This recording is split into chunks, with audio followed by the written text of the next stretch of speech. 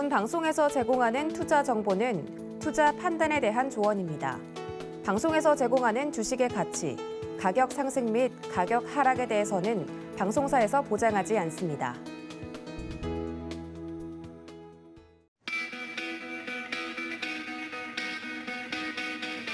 안녕하세요. 고수익 작전 타임 진행의 이수연입니다. 어제 우리 시장은 외국인들이 현물 시장과 선물 시장에서 동시에 순매수를 해주면서 강한 모습이 나타났습니다. 거기다 기관도 이 매수세에 동참하는 모습이었는데 전일 코스피는 1%대 상승 마감에 성공했고 코스닥은 2% 상승하는 모습이었습니다. 양지수 모두 하단 밑을 이탈하려는 움직임이 나타나지 않았기 때문에 시장은 조금 더 안도하는 모습이었습니다. 또 간밤에 마감한 뉴욕 증시는 일제히 상승 마감에 성공했습니다.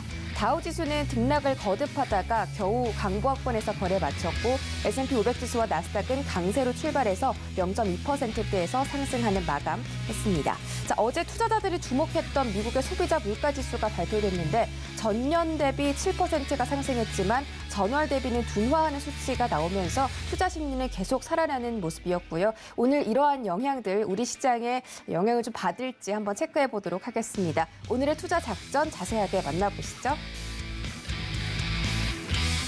네, 신승용의 작전 키워드 시간, 새해 첫 금통일을 하루 앞두고 있습니다. 오는 14일에 열리는 한국은행의 금융통화위원회에서 금리에 대해 어떤 결정을 내릴지 전망 짚어보도록 하겠습니다. 허반석의 작전 리포트, 이번 주 2차 전지 업종에 대해서 설명 듣고 있습니다. K배터리, K소재가 강한 기업, 어떤 기업일지 잠시 뒤에 공개하겠습니다. 이주연의 고수익 작전 시간, 돈워리 고수익 작전 타임 세워보도록 하겠습니다. 매주 월요일, 화요일에 방송되는 돈워리 스탁에서 이주연 전문위원이 구성하신 포트 종목들 개장 전에 리뷰해보는 시간 가져보도록 하겠습니다.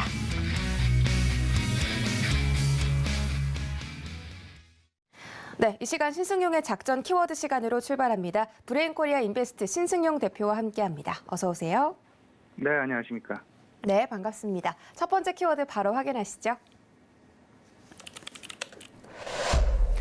네, 첫 번째 키워드는 새해 첫 금통위 D-1입니다. 자, 금융통화위원회를 하루 앞두고 있는데요. 지금 전 세계적으로 금리 인상에 대한 기조가 강해지고 있습니다. 미국 연준도 이제 올 3월부터 금리 인상이 단행이 될 것이다라는 점을 계속 예고를 하고 있고요.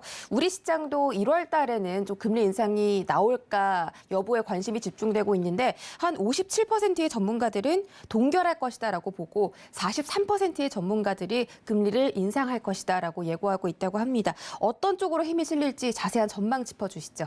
네, 지난밤 일단 그 FOMC, 그러니까 미국 시장의 결과물 딱 생각을 해보게 되면 미국 시장 뭐가 어쨌든 간에 일단은 통화와 관련된 이슈들의 움직임, 말 그대로 소비자 물가 지표에 대한 움직임이 그 어느 때보다도 시장의 주목을 이끌어내는 그런 모습이었다라는 점. 이와 맞물리게 되면서 과연 내일 오전 10시죠. 한은의 금통위가 개최가 되는데 과연 한은 금통위에서 새해 첫 1월부터 금리 인상을 단행할지 안 할지 이 여부가 상당 부분 시장 내 귀추가 주목되고 있다라는 점. 일단 한은 금통위 앞서서 이전 앵커 말씀해 주셨습니다마는 채권 전문가 100명에 대한 서베이를 했습니다. 다소간 좀 혼조 양상이 좀 나타나는 모습이었는데 동결이 57%, 인상의 43%. 하지만 또 다른 전문가 서베이가 있었습니다. 그 조선비즈에서 전문가 서베이를 했는데요. 인상 쪽에 상당 부분 무게가 실리는 그런 모습이었다. 10명 중에 무려 9명이 인상을 점치고 있더라. 그렇게 되면 작년 8월과 11월 두 차례 금리 인상에 이어서 올 1월 또 한 차례 금리 인상이 단행이 되면서 현재 두 차례 인상한 이후에 기준금리가 1.0%입니다. 인상을 단행하게 되면 1.25%가 되면서 시장 내 상당 부분 간접적인 유동성의 흡수가 나타날 가능성이 있지 않을까라는 부분 꼭 좀 염두를 해두셔야 될 것 같습니다. 일단 1월 달에 금리 인상을 전망하고 있는 가장 핵심적인 배경을 좀 따져보게 되면요. 작년에 이 두 차례 인상을 했음에도 불구하고 우리나라의 통화 기조는 여전히 좀 완화적인 성격이 강하다. 통화는 긴축하고 있지만 재정의 완화 쪽 나타나게 되면서 시장의 유동성의 흡수가 그렇게 쉽게 나타나고 있지 않다라는 부분. 지금 그 경제부총리 우리 그 행정부 쪽에서는 2월달에 아마도 추경에 20조 원의 추경 가능성 이미 열어놓고 있다라는 부분 이미 알고 계시리라 생각을 하고 있습니다. 이에 따라서 물가라는 부분 그리고 통화 긴축이라는 부분 과연 시장 내에 실질적으로 통화를 흡수를 하게 되면서 시장에 인플레이션에 대한 우려를 과연 잠재울 수 있을지 없을지의 여부 이 부분이 상당히 중요한 관건이 될 것이다. 두 번째, 현재 물가 수준이 한은의 물가 안정에 대한 목표치 연간 2.0%죠. 최근 발표한 수치가 2.5%를 넘어서고 있습니다. 이런 상황, 물가 목표치를 상회하고 있다라는 부분이 결국은 금리 인상을 만들어내는 핵심 배경으로 작용할 가능성이 있겠다. 세 번째는 최근 환율이 상당 부분 불안정하게 움직이고 있습니다. 올 화요일부터 사실상 환율이 다소간 좀 하향 안정세 1185원까지 하락하는 그런 모습이 나타나긴 했습니다만은 그럼에도 불구하고 1150원 이상에서 움직이는 그런 환율의 강세 따라서 수입 물가에 대한 안정이 다소간 어려워지는 그런 모습 수입 물가에 대한 상승 압력을 완화시키기 위해서라도 환율을 하향 안정시켜야 되겠다라는 의지 분명히 나타나고 있음을 알고 계시리라 생각을 합니다. 네 번째는 미국 연준의 3월달 금리 인상이 거의 기정사실화 되어 가고 있는데 이 부분에 대해서 미리 선제적 대응을 해야 될 것이다. 여기에는 우리나라 3월달 대선이 사실상 상당히 중요한 자리를 잡고 있습니다. 대통령 선거 3월 9일 진행이 되면 그 이후 새로운 대통령의 임기가 시작되는 5월 달까지는 실질적으로 약 2개월간 정책적인 공백기가 나타나게 됩니다.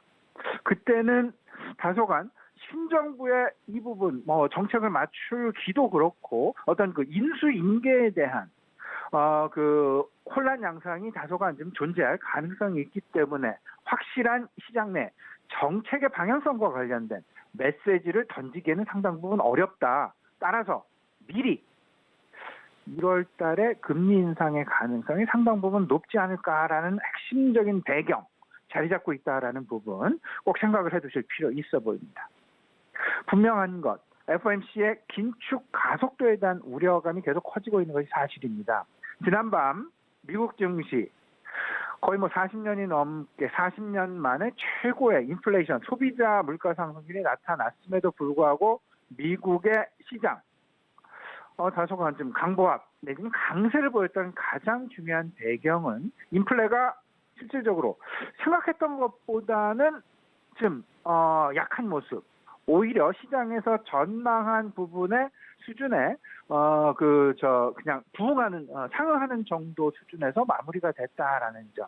그리고 또 한 가지는 인플레이션이 정점을 통과했다라는 그런 기대감이 계속해서 시장 내 자리를 잡고 있다라는 점. 물론 2022년 시장과 이미 이야기가 다 됐죠. 최소한 3차례 이상, 오히려 4차례까지도 금리 인상 가능하다라는 점.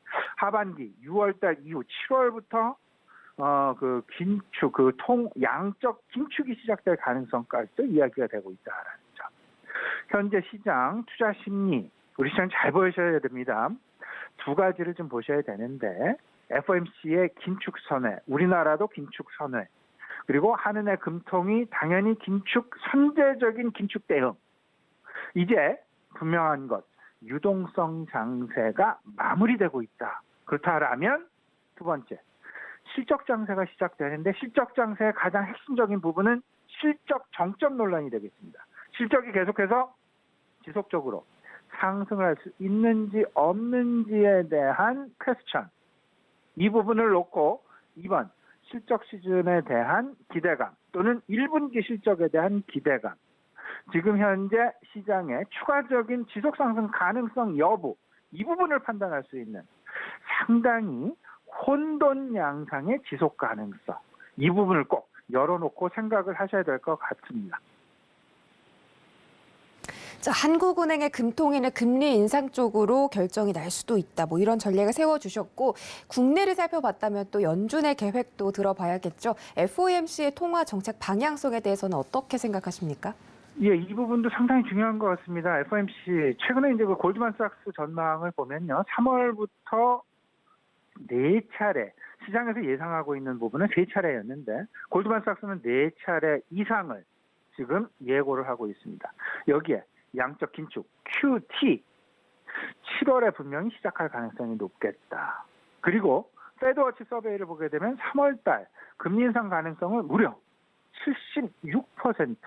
올해 4차례 이상의 금리 인상 가능성을 50%가 넘는 55% 수준으로 전망하고 있다라는 점. 양적 완화와 양적 긴축 분명히 생각을 좀 해보셔야 되는데 양적 완화는 국채를 매입을 하면서 시중에 직접적으로 유동성을 공급하는 부분이 되겠습니다. 양적 긴축은 국채를 매도를 하면서 실질적으로 이 부분이 바로 페드의 대차 대조표를 축소한다라는 이야기인데요. 시장에 직접 시중의 유동성을 직접적으로 흡수를 한다라는 의미로 이해를 하시면 될 것 같습니다. 분명한 것, 금리 인상보다 양적 긴축의 효과가 더욱더 유동성과 관련해서는 직접적으로 나타날 수밖에 없는 상황.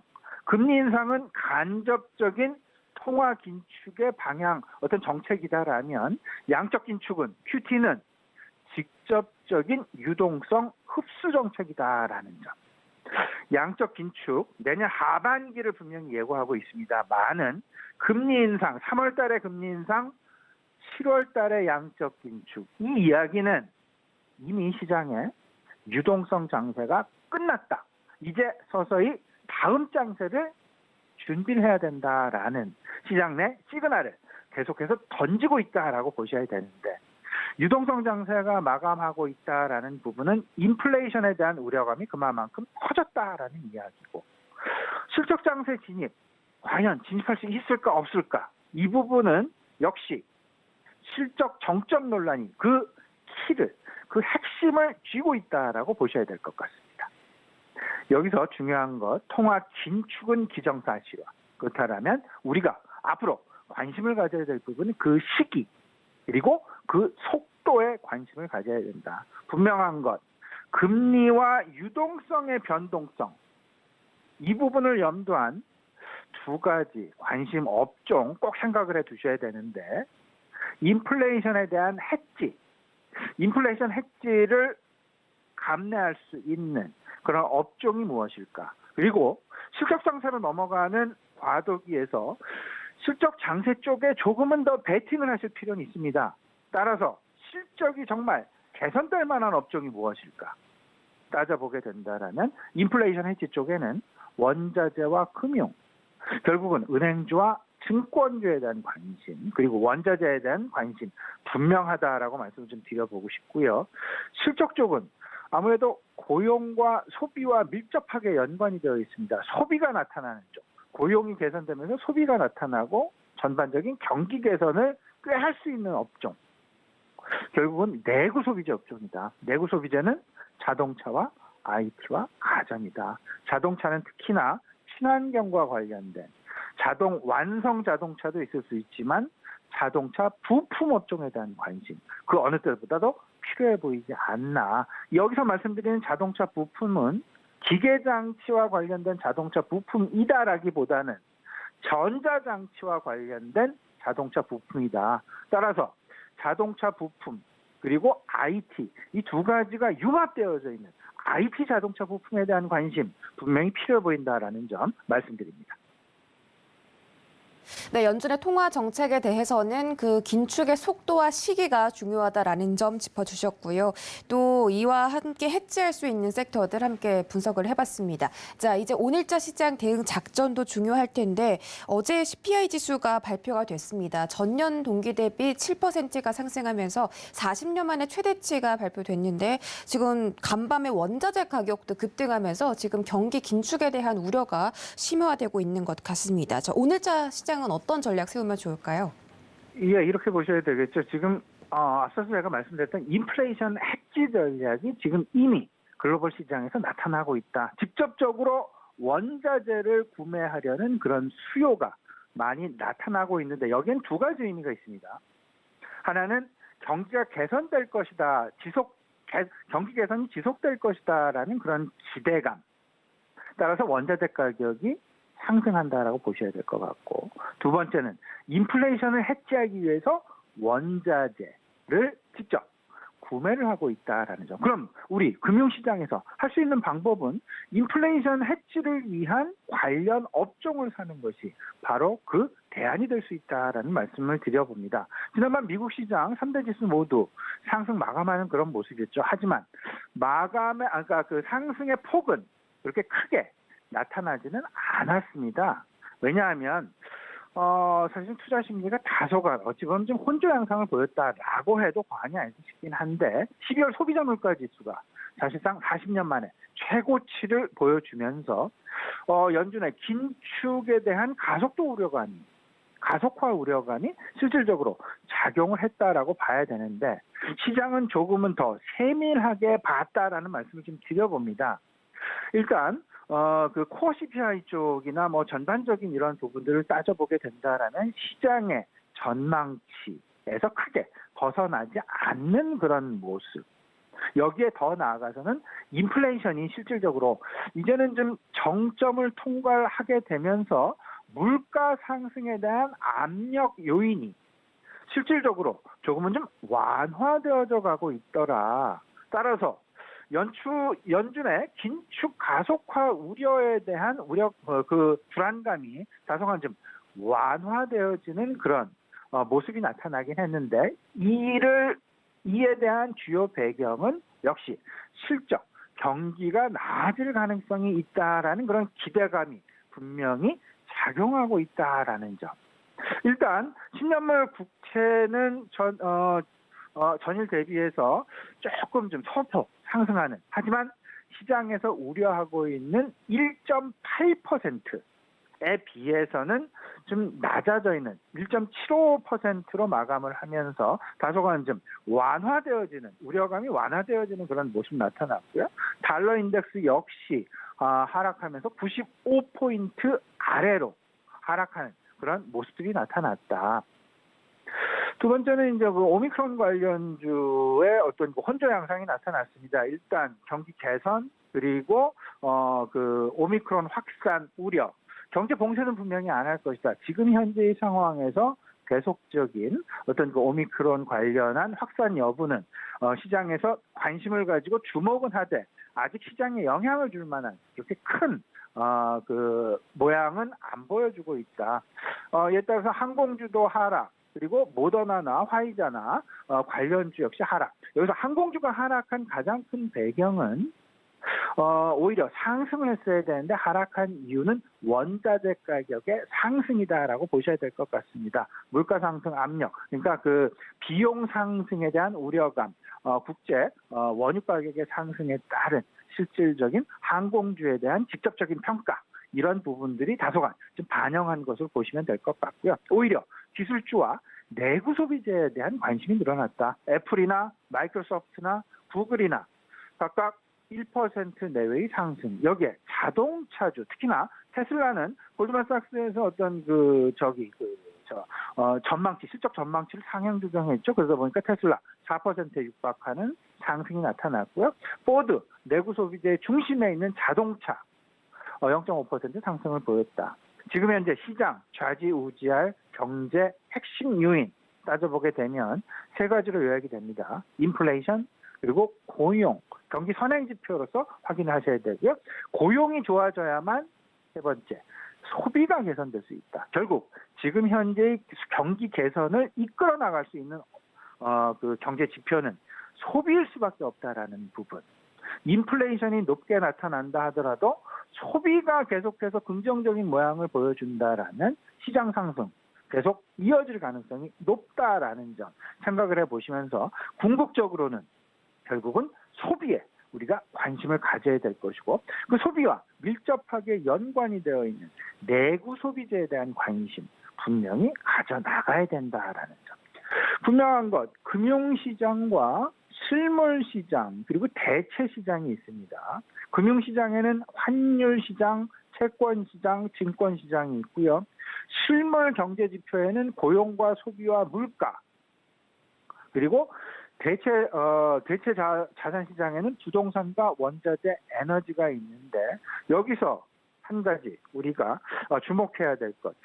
지금 현재 인플레이션이 계속 나타나게 되면서 인플레이션에 대한 해지 따라서 자산 시장의 어떤 그 움직임, 특히나 대체 자산 시장의 움직임이 부동산에 대한 약보합세 그리고 원자재와 에너지에 대한 다소간의 강세.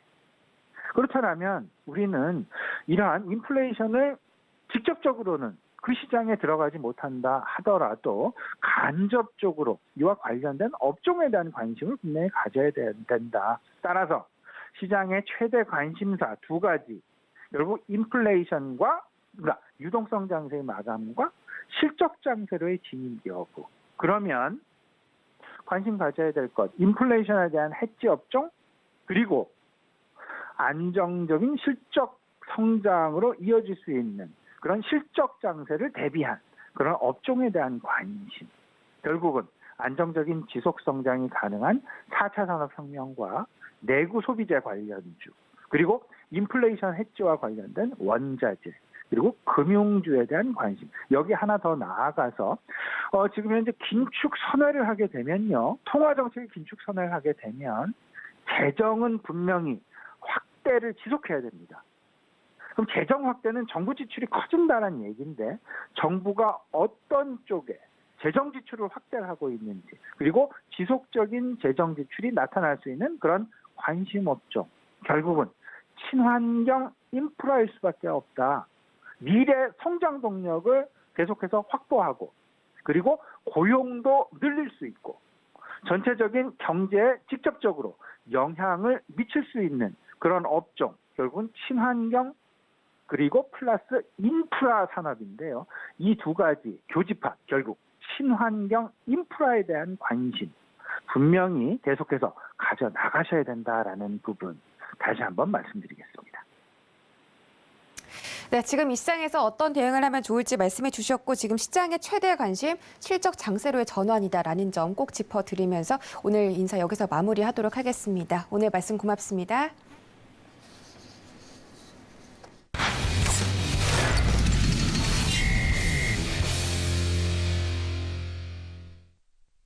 네, 이어지는 시간 허반석의 작전 리포트 시간입니다. 서경의 산업부장 허반석 전문위원과 함께합니다. 어서 오세요. 네, 반갑습니다. 자, 이번 주 2차 전지 업종에 대해서 알아보고 있습니다. 오늘의 기업 어떤 기업일지 정말 궁금한데 바로 확인해 보시죠. 네, K배터리, K소재 기업은입니다. 자, K배터리도 중요한데 이 배터리 안에 들어가는 핵심 소재가 굉장히 중요하다고 합니다. 이 소재를 아주 잘 개발하는 기업들이 많다고 하는데 그 중에서도 어떤 기업에 투자를 하면 좋을지 종목 지금 분석을 해드리고 있습니다. 자, 어제 발표한 종목은 바로 포스코 케미칼이었는데 포스코 케미칼은 2020년부터 굉장히 급등이 강하게 나온 종목이었습니다. 자, 오늘의 종목은 어떤 종목일지 궁금한데 일단 소재의 중요성부터 좀 다시 알아보면 좋겠습니다. 네, K소재는 지금 단점이 국산화가 부족하다는 점인데 어떤 이 단점을 극복해 나가는 기업이 있는지 궁금합니다. 자, K소재는 국산화 필요성이 확대가 돼야 한다라고 지속적으로 좀 말씀을 해주시고 계신데요. 국내 대표 기업은 에코프로비엠이나 LNF, 포스코 케미칼 등이 있습니다. 오늘의 기업 어떤 기업일지 지금 바로 공개해 주시죠. 네, 이번 주 2차 전지 관련된 섹터 지속해서 보고 있고요. 오늘 포스코 케미컬 소재에 이어서 오늘도 소재 관련된 기업에 대해서 말씀을 드리려고 합니다.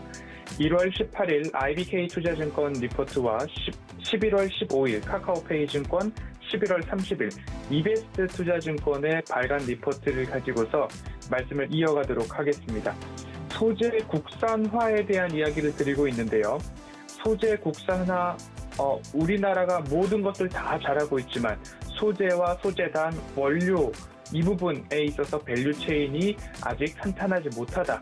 그리고 국내 소재 국산화 수율이 아직도 20%에 미치지 못했다라는 부분들이 좀 유일한 단점으로 꼽히고 있습니다. 리튬, 니켈, 코발트 이러한 원자재 수급에 대한 부분인데요. 이제 K배터리, 한국 배터리 산업에 있어서의 정점, 이제 활용 정정, 완성을 찍는 그 순간은 바로 이 소재에 대한 국산화가 얼마만큼 진행이 됐는가에 따라 달라질 수 있다라는 말씀을 어제 이어서 오늘도 드리고 있고요. 이러한 소재 국산화가 필요한 이유는 벤더 다변화라는 이야기가 나와 있지만 강점은 중국에 대한 의존도가 완화되어야 된다. 왜냐하면 미국과 중국 간의 분쟁에 따라서 이러한 원자재와 소재가 공급되지 않을 경우에는 배터리 개발에, 배터리 생산에 대한 부분 리스크로 작용을 할 수가 있고요. 전 세계가 나서서 친환경 전기자동차에 대한 수준들을 끌어올리고 있는데 여기서 배터리의 생산이 되지 않는다면 전기차의 생산도 멈춰서야 되는 그러한 순간이 올 수 있기 때문입니다.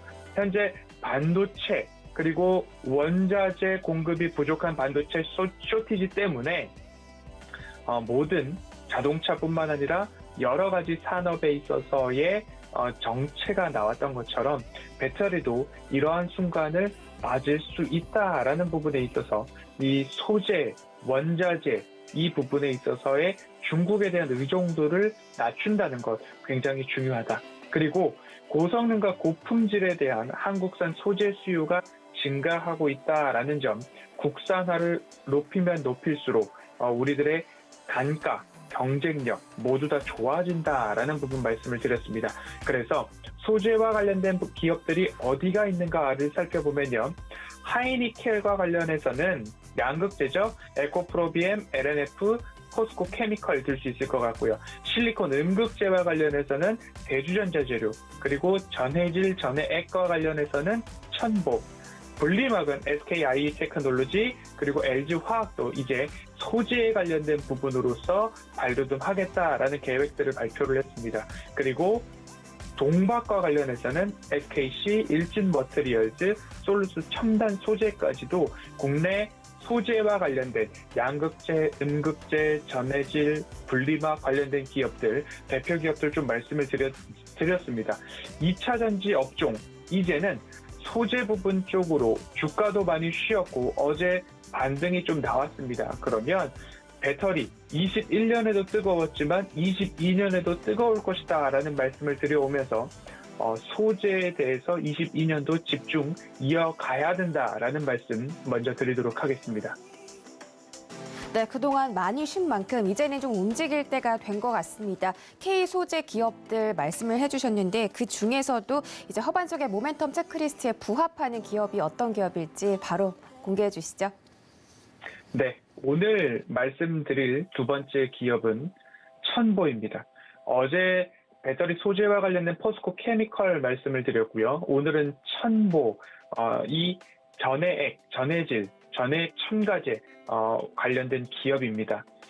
처음으로는 LCD 식가격 첨가제 OLED 소재 기업으로 시작을 했지만 이제는 전해질, 전해액 첨가제 기업입니다. 전해질은 전해액을 구성하는 핵심 물질입니다. 그리고 그 안에서 어떤 작용을 하느냐, 2차 전지, 양극과 음극에서 이온을 운송하는 매개체 역할, 이온들이 결국 공기 중에서 움직이는 것이 아니라 배터리, 자동차 배터리를 좀 보신 분들은 이해가 더 빠르겠습니다. 자동차 배터리 캡을 열면 그 안에 액체가 찰랑찰랑 하는 게 보이실 겁니다. 그것이 전해질이다라고 보시면 좋을 것 같고요. 그 안에서 플러스 마이너스 이온들이 오고 가면서 충전과 방전을 하는데 그 효율을 좋게 하는 물질이다라고 보시면 좋을 것 같고요. 전해액 첨가제는 뭐냐? 그 안에서 첨가제를 넣으면 이러한 반응들이 좀 나오더라라는 연구 데이터를 가지고 배터리 수명을 늘리거나 추운 날씨에도 배터리의 성능이 잘 나오거나 그리고 열화, 안전성 확보를 하는 데에 이러한 물질들을 첨가했더니 더 좋은 배터리 성능이 나오더라라는 것이 전해액 첨가제다라고 이해를 해보시면 좋을 것 같습니다.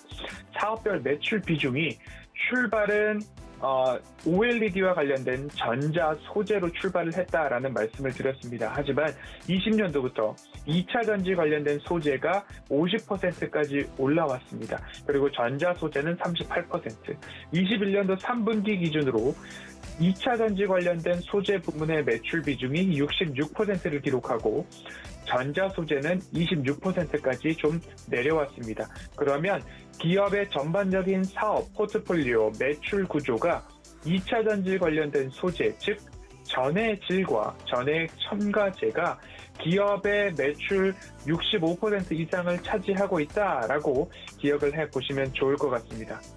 첨보의 전해질 종류를 살펴보면 P 전해질, F 전해질, D 전해질, B 전해질까지 크게는 4가지로 나눌 수도 있는데요. F 전해질 같은 경우에는 배터리의 안전성, 수명, 그리고 추운 날씨에도 배터리 방전을 억제하는 역할들을 좀 하고 있고요. 그리고 P 전해질 같은 경우에는 배터리의 수명과 출력 향상, 충전 시간을 빠르게 하는 역할을 한다고 합니다. 그리고 D 전해질 같은 경우에도 충전 시간 단축 등 결국 전해질의 종류에 따라서 배터리의 성능들이 달라질 수 있다라는 점 확인해 볼 수 있겠습니다.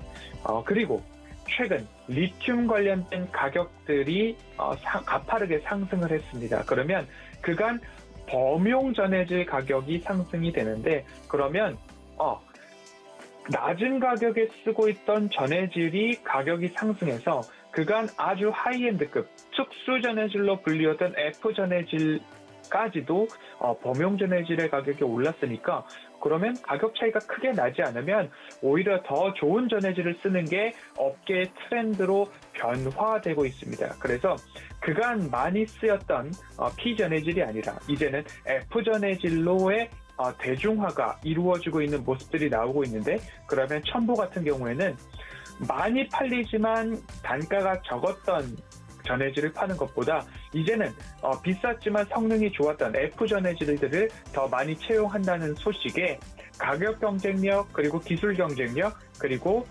이익의 경쟁력까지도 챙겨가고 있는 그러한 모습들이 좀 나오고 있습니다. 실적을 한번 보도록 하겠습니다. 3분기 매출액은 738억 원으로 전년 동기 대비 90%의 성장을 보였고요. 영업이익은 119억 원을 기록하면서 전년 동기 대비 68%의 성장을 보였습니다. 4분기 실적도 성장이 지속될 것으로 전망이 되면서 매출액은 665억 원, 전년 동기 대비 74%의 성장과 영업이익은 116억 원, 전년 동기 대비 65%의 성장. 여전히 3분기, 4분기 성장. 근데 고성장을 이어가고 있다라고 좀 보시면 좋을 것 같고요. 2차 전지 전해질 사업, 앞서서도 전방 수요 확대, 배터리의 생산 용량, 출하량 모두 다 늘어나고 있기 때문에 호실적은 지속되고 있고 이어질 것이고 이익률도 현 구간의 이익률은 지켜나가고 있다라고 보여집니다. 그래서 21년도 작년 총 실적에 대한 추정치를 매출액 2,500억 원, 영업이익을 500억 원으로 전망을 하고 있는데 월요일 이런 말씀을 드렸습니다. 주가는 이익의 함수다라는 말씀을 좀 드렸는데요. 지금까지 잘 해오고 있었고 그리고 앞으로 멀티플을 상향해 줄 만한 요소가 어떤 것인가 생각을 해야 너무 많이 올라와 있는 기업들 위주로 어떤 것들을 생각해 보아야 하는가에 대한 부분입니다. 결국엔 증설에 대한 부분들을 우리는 이어가야 된다, 생각해 보아야 된다라는 부분인데요. 21년도 4,000톤, 23년도 12,000톤, 26년도면 27,000톤까지 전해질 생산 캐파를 확대해 나가겠다라는 그런 계획들이 있고요. 그 계획 중 하나가 새만금 산업단지에 5천억 이상을 투자함으로써 고품질 이었던 F 전해질의 캐파를 2만 톤까지 단계적으로 구축하겠다라는 계획이 드러나 있습니다. 23년도 5,000톤, 26년도까지 15,000톤까지 단계적으로 올려서 총 2만 톤까지의 F 전해질 캐파를 확대하겠다라는 계획이 이미 투자 공시가 나와 있는 상황이기 때문에 그간 잘해왔고 앞으로도 잘할 것인데 거기에 따라서 생산 용량을 늘려나가겠다라는 것은 시장에 대해서 선제적으로 준비를 하고 있는 기업이다라고 생각이 드는 기업입니다. 천보, 이 리포트의 제목 중 하나가 천혜의 보물이다라는 이야기까지를 하고 있는데요. 지금까지 말씀드렸던 모멘텀을 한번 요약해 보도록 하겠습니다. 전해질 기업 중에서는 유일한 기업 중에 하나입니다. 천보, 높은 진입 장벽의 기술력을 지니고 있는 기업이고요. 다양한 전해질을 보유하고 있죠. F, P, D, B 네 가지 정도의 전해질은 기억을 해보시면 좋겠고요. 그리고 첨가제 관련해서는 국내 최다 품목을 보유하고 있는 기업이 천보다. 그리고 멀티플 상향을 가능하게 하고 미래 먹거리로서 우리는 생산 용량을 늘려나가겠다. 캐파 증설을 통해서 매출과 수익성 증대를 꾸려나가겠다라는 부분입니다.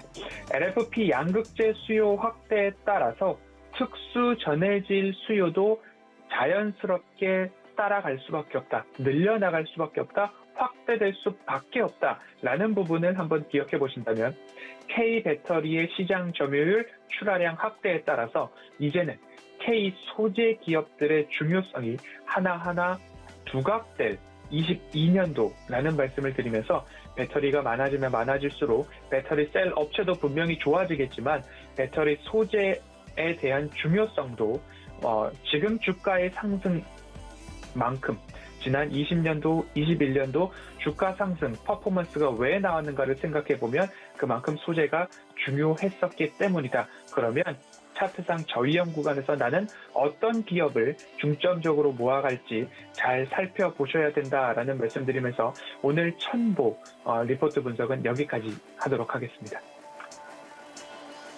네, 오늘의 종목은 바로 천보였습니다. 코스닥 시총 상위 10위권을 계속 노리는 그런 종목인데 K배터리, K소재 기업으로서 앞으로 성장성이 어마어마하다라는 점들 체크해드렸습니다. 계속해서 문자 샵 0082번에 허반석이라고 보내주시면 이런 이야기들 장중에 매매하시면서 얻어가실 수 있습니다. 오늘 분석도 고맙습니다. 감사합니다.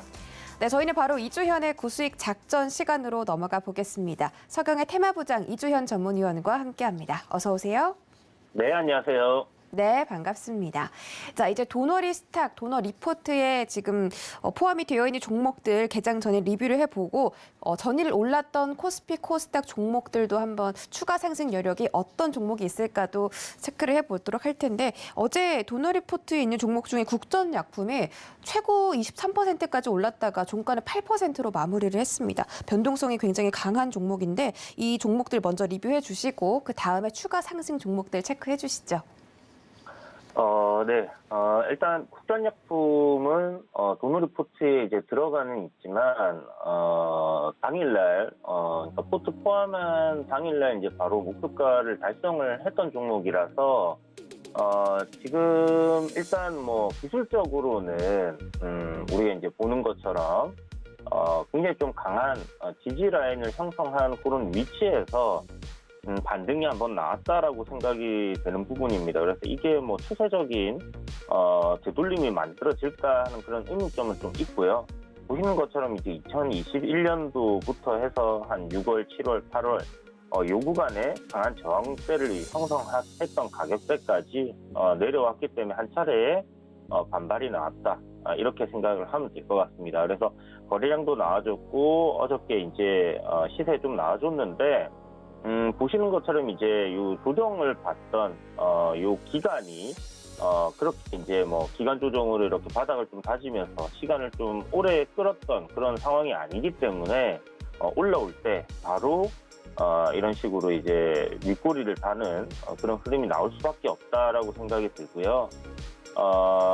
이제 보통 역배열에서 이렇게 내려오다가 올라오는 경우는 이제 이런 식으로 꼬리를 달고 앞에 물려있던 사람들의 메모를 좀 소화하는 그런 흐름들이 분명히 많이 나오는 모습들을 보실 수 있을 겁니다. 그래서 지금 뭐 국제명품 뭐 나쁘다라는 소리보다 일단은 반등과 거래량이 나왔기 때문에 12월 초부터 내리막길로 쭉 내려오던 이 흐름을 이제 상승으로 전환할 수 있는가 하는 부분에 대해서 좀 생각을 해봐야 되는데, 저는 뭐 그렇게 높게 생각은 하고 있지 않습니다. 물론 가능성은 열려 있지만 트렌드가 이렇게 상방으로 이렇게 돌릴 수 있는 그런 흐름으로 바뀌기까지는 좀 모멘텀이 굉장히 좀 좋아야 된다라고 생각을 하고요. 일단 뭐 어저께 나왔던 이슈 자체가 차페론 코로나19 치료제 개발 소식 뭐 나왔는데, 이게 지금 뭐 당장 개발된다라는 얘기가 아니기 때문에 어느 정도 또 시간이 걸릴지 알 수가 없는 부분입니다. 그러나 일단 기술적으로 일봉상 굉장히 강했던 저항이었기 때문에 이런 구간은 좀 지지할 확률이 굉장히 높다라고 생각을 해볼 수 있는 부분이고요. 그렇게 생각하는 사람들이 매수를 많이 한 게 아닐까라는 생각이 듭니다. 좋은 뉴스도 딱 이렇게 저점을 지켜줄 수 있는 위치에서 나왔기 때문에 그런 부분에서는 긍정적으로 해석을 좀 할 수 있겠다라고 생각은 들지만, 일단 이 저점 구간, 어저께 만들어진 저점 구간 이탈한다라면 손절을 한다라고 생각하고 분할 매수 관점으로 접근을 하는 게 좋겠다라는 생각이 드니까요. 이런 부분 참고하시고, 사실 뭐 매물대가 이렇게 그득한 종목을 하는 게 맞나라는 좀 생각은 듭니다만, 어쨌든 치료제라는 그런 이슈가 있기 때문에, 강한 이 재료가 있기 때문에 한 번쯤은 공략해 볼 수 있지 않겠나라는 생각은 듭니다. 그러나 명확하게 손절을 잡고 그 손절에 대한 대응은 꼭 하셔야 된다. 왜냐하면 여기가 깨지면 이제 계속 밑으로 나락으로 간다라고 생각을 해야 되거든요. 그래서 국전약품은 코로나19 터지고 나서 굉장하게 올라온 종목이기 때문에 2,300원짜리가 2,500원 갔죠. 10배 템버거가 됐던 종목입니다. 그래서 10배 갔다가 지금 내리막길을 가는 종목이기 때문에 짧게 이렇게 뭐 포인트가 나올 때마다 그렇게 공략을 하는 종목이지, 매수를 해서 좀 가져갈 종목은 아니다, 이렇게 말씀드릴게요. 물론 뭐 치료제에 대한 기대감이 있기 때문에 크게 갈 수도 있습니다만, 아직은 제 관점에는 그런 식으로 대응을 해야 된다라고 생각이 드는 종목이니까 이런 부분을 참고해 보시고, 어저께 특징주들, 그러니까 뭐 상위 종목들이 그렇게 막 대단하게 좋은 흐름들을 보이지는 않았던 것 같습니다. 보면 전기전자 관련주들, 그러니까 상한가 간 종목들에서 전기차 관련주들이 이제 꽤나 올라줬는데요. 뭐 유인텍이라든지 아니면 뭐 현우산업이라든지 일지테크, 대성바이든텍, 모아텍은 제가 알기로는 소형 모터인데요. 어쨌든 뭐 이렇게 해서 전기차 관련 종목들이 굉장히 좀 좋은 흐름들을 보여줬어요. 상한가가 이제 뭐 나왔다라는 부분 역시 굉장히 긍정적으로 생각을 할 수 있는 부분이고, 이렇게 이제 같은 섹터 내에서 상한가가 나와준다라는 것 자체가 어떻게 보면 굉장히 이 섹터가 이제는 좀 강하게 치고 올라갈 수 있는 신호탄이다라고도 볼 수 있는 부분인데요. 뭐 바로 오늘부터 계속 연속적으로 좀 올라갈지 아니면 며칠 쉬었다 갈지, 그거는 이제 흐름 좀 지켜봐야겠지만, 대략 뭐 같은 섹터에 있는 종목, 같은 테마에 있는 종목이 하나나 두 개 정도가 상한가를 가게 되는 경우는 다음날 오전까지는 그 시세의 연속성이 좀 이어진다라고 보는 편입니다. 그래서 아침에 조금 짧게 추가적인 상승 나오는 거 공략해봐도 나쁘지 않을 것 같다는 생각이 들고요. 1월 19일 날 도쿄 오토모티브 월드라는 일정이 잡혀 있죠. 그래서 그때 전기차라든지 아니면 이제 자율주행이라든지 뭐 모빌리티 관련된 부분들, 뭐 또 드론 택시가 나올 수도 있겠습니다만은, 어찌됐든 이런 모빌리티 관련된 종목들 관련되어 있는 뭐 전기차라든지 이런 부품주들, 뭐 이런 부분들을 전반적으로 좀 관심을 가져야 한다라고 생각이 들고요. 주가가 그에 따라서 지금 반응을 좀 하고 있다라고 봐도 무방하지 않을까 생각이 듭니다. 뭐 어제 같은 경우는 애플카 이슈가 또다시 나와줬고, 제가 이제 말씀드렸지만 뭐 2024년이 됐든 2025년이 됐든 애플카 출시일이 일단 대략적으로 잡혀 있다라는 부분은 팩트고요. 애플에서 애플카라는 것을 개발을 하고 있는 거 역시 팩트입니다. 그렇다면 굉장히 큰 떡밥이기 때문에 이런 부분들이 언론에 계속 다뤄질 가능성은 상당히 높은 거죠. 거기다가 이 전기차 시장이라는 것 자체가 뭐 작은 시장을 말하는 게 아니라 앞으로 성장성, 그러니까 기존의 내연 자동차들을 전부 대체를 한다라고 하면 어마어마한 시장이다라는 부분입니다. 그래서 이렇게 큰 떡밥을 계속 뭐 이렇게 놓치지 않는 그런 흐름들을 보여줘야 될 것 같고요. 사실 뭐 세력의 입장이라고 한다면 좋은 재료가 있는 섹터는 지속적으로 건드리지 않겠나 하는 생각도 해볼 수 있을 것 같습니다. 그래서 전반적으로 오늘은 전기차 관련 섹터들 여전히 어제에 이어서 유심히 잘 봐야 된다라고 생각이 들고요. 아마 오늘 하루 만에 끝나진 않을 겁니다. 일정이 잡혀 있기 때문에 뭐 만약 오늘 오전에 좀 반짝했다가 조정이 나온다라면 그런 종목들 위주로 여러분들이 저점 매수를 노려볼 수 있을 것 같고요. 기존에 뭐 좀 수급이 강하게 들어오면서 시세를 유지해줬던 그런 섹터들, 뭐 로보테마라든지 스마트 팩토리 관련주라든지 뭐 이런 부분들도 아직은 뭐 추세적으로 끝났다라고 보기에는 조금 이른 감이 있는 것 같습니다. 그래서 그쪽 섹터들도 보시면 좋을 것 같은데 제가 CBDC 관련 종목들은 말씀드렸지만 말씀드리고 이제 단기 과열 조심하라고 말씀드렸었죠. 이 종목들이 이제 이런 식으로 상승을 좀 이어가고 있는데 일정이 역시나 2월 4일 북경 동계올림픽까지 모멘텀이 이어질 수 있으니까 그런 부분들 참고하셔서 CBDC 관련주들 저점 매수 한번 잘 노려보시고요. 전기차 관련 섹터들 유심히 지켜보시고 그리고 뭐 기존의 로봇 테마들 사실 이제 조금 주춤해져가는 흐름들은 나오지만 그러나 굉장히 강했던 섹터였기 때문에 반등도 굉장히 강할 겁니다. 그래서 단기적인 매매를 하시는 분들께서는 분명히 노리고 계셔야 될 것 같고요. 전기차 충전소 관련주들이 굉장히 좋을 것 같습니다. 디스플레이텍이라든지 그리고 갑자기 종목 이름이 기억이 안 나는데 이 종목은 제가 방송 끝나고 바로 노란톡에서 여러분들께 설명을 드리도록 하겠고요. 자, 어저께 이제 상승 상위 종목들 중에서 제가 좀 눈여겨보고 있는 종목들이 있습니다. K카라는 종목이 여러분들 이제 다들 들어보셨나 모르겠지만 이제 중고차를 매매하는 데 있어서 이제 모바일 스마트폰을 가지고 중고차를 사고 팔고 할 수 있는 내 중고차의 뭐 가격이라든지 이런 부분들을 확인할 수 있고 하는 그런 플랫폼 기업입니다. 그래서 중고차 시장에서의 이제 이 모바일 쪽으로 연결된 플랫폼 기업으로서 좀 프리미엄을 굉장히 좀 받고 있다라고 보셔도 무방한데요. 지금 자동차 한 대 구입하기 위해서는 신차는 한 6개월을 그냥 기다려야 되는 상황입니다. 차량용 반도체가 부족한 상황이죠. 그래서 중고차 가격이 좀 상승을 하고 있다라는 이야기들 들어보셨을 텐데 그런 부분에서 K카 같은 경우 좀 수혜가 예상이 된다라고 볼 수 있을 것 같고요. 중고차 시장은 매년 계속 성장을 해가고 있는 그런 시장입니다. 그래서 기본적으로 보여주고 있는 매출이나 실적 대비해서는 지금 시가총액 1조 6천억은 뭐 제가 봤을 때는 그냥 전통 산업을 이렇게 계산하는 방식에서 많이 고평가된 거 아닌가 이렇게 생각을 할 수는 있을 것 같은데요.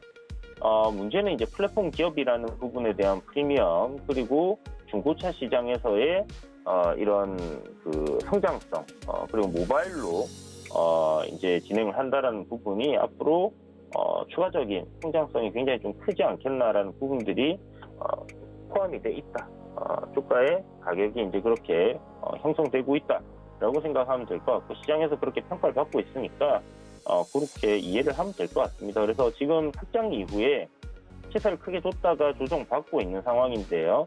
추세 저항도 벗겨놓은 상황이고 앞에 매물대는 분명히 존재를 합니다. 그래서 35,000원대 위로 주가가 안착한 이후에 신규로 공략하는 것은 차라리 그렇게 공략을 해보는 게 좋을 것 같고요. 만약 오늘 조정이 나와서 음봉으로 이렇게 떨어져 내려온다라면 5일선 정도, 그 정도 사이에서 지지를 받는 형태의 그림이 될 텐데 그렇다면 손절은 그냥 명확하게 최저점 구간, 최근에 한 3일 전에 저점 구간이었던 27,500원을 잡고 가면 되겠고요. 그리고 대성 타임텍이라는 종목이 있습니다. 사실 거래 대금이 어저께 조금 나오긴 했지만 평소에 워낙 없던 종목이기 때문에 이 종목 같은 경우는 뭐 상가 같은 종목이지만 공략을 해볼 수는 있습니다만은 좀 눌림을 기다려서 해보자라고 말씀드리겠고요. 요 상한가가 나온 부분이 보면 지금 최근에 이렇게 내려오던 추세대 상단을 돌파를 했기 때문에 조정 후 상승하는 흐름으로 갈 가능성 높으니까 이런 부분들 참고해 보시고요. 제가 지난번에도 여러분들께 똑같은 이야기를 드렸던 종목이 있습니다. 모다 이노칩이라고 며칠 전에 이제 상한가 갔죠. 그런 종목과 함께 좀 차트적인 자리는 좀 다르지만 상한가 전에 행태가 좀 비슷했다라고 볼 수 있는 부분이니까 눌림이 나올 때 한번 잘 노려보시고 상한가 출발하는 시점 2,000원짜리가 이탈한다라면 손절한다라고 생각하고 최대한 저점에서 분할로 노려보시는 게 좋을 것 같습니다. 이거는 뭐 거래 대금이 워낙 없어서 사실 매수를 하기가 좀 어렵고 매수보다는 매도하기가 너무 어려운 종목이라서 그냥 한번 관심을 가지고 공부 삼아 한번 지켜보시면 좋을 것 같고요.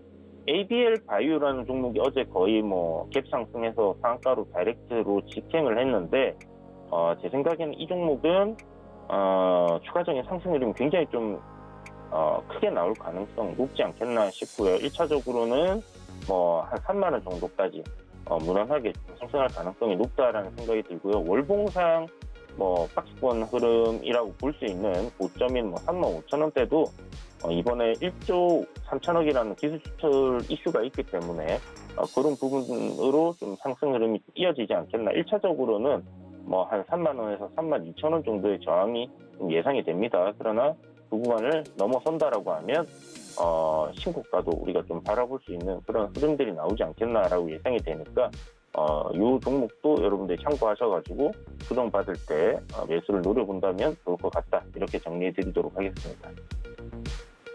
네, 오늘 알아볼 종목들 살펴봤습니다. 저희는 잠시 뒤에 순간포착 매매 시그널로 돌아오겠습니다. 고맙습니다.